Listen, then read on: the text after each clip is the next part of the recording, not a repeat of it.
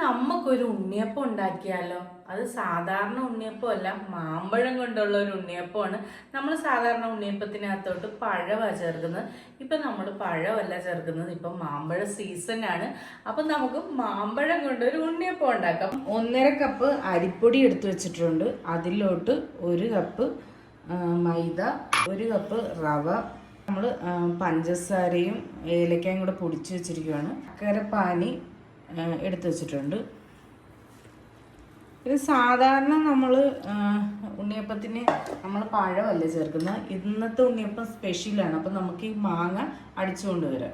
ചേർത്തിട്ടുണ്ട്. അപ്പം പാനി നമുക്ക് നോക്കിയിട്ട് നമുക്ക് ചേർത്ത് കൊടുക്കാം.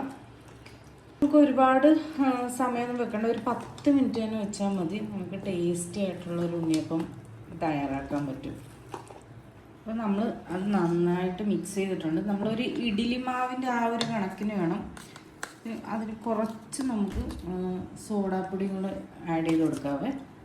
അത് നമുക്ക് നന്നായിട്ട് മിക്സ് ചെയ്യാം. നമുക്ക് അതിനകത്തോട്ട് താളിക്കാനായിട്ട് കുറച്ച് നെയ്യ് ആഡ് ചെയ്ത് കൊടുത്ത് തേങ്ങാക്കൊത്തും കൊടുത്ത് കൊടുക്കാം.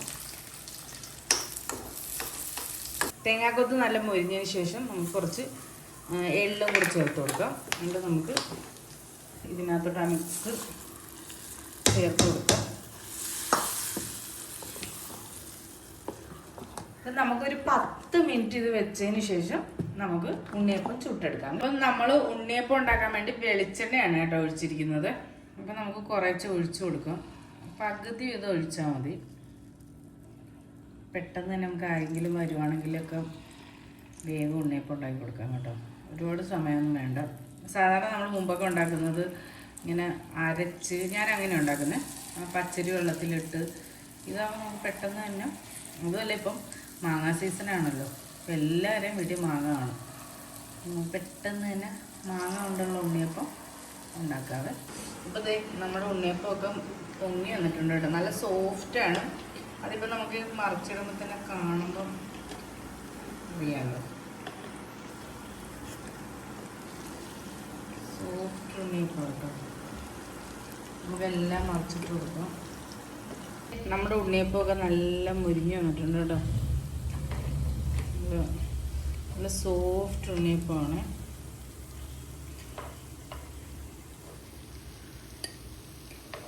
അപ്പം ദേ നമ്മുടെ ഉണ്ണിയപ്പം റെഡി ആയിട്ടുണ്ട്. മാമ്പഴം കൊണ്ടുള്ള ഉണ്ണിയപ്പമാണ്. നമുക്കത് കഴിച്ചു നോക്കാം കേട്ടോ. നല്ല സോഫ്റ്റാണ്. ആ മാങ്ങയുടെ ഒക്കെ ഫ്ലേവർ നിൽപ്പുണ്ട്. അപ്പോൾ നിങ്ങൾ എന്തായാലും ഇതൊന്ന് ട്രൈ ചെയ്ത് നോക്കും.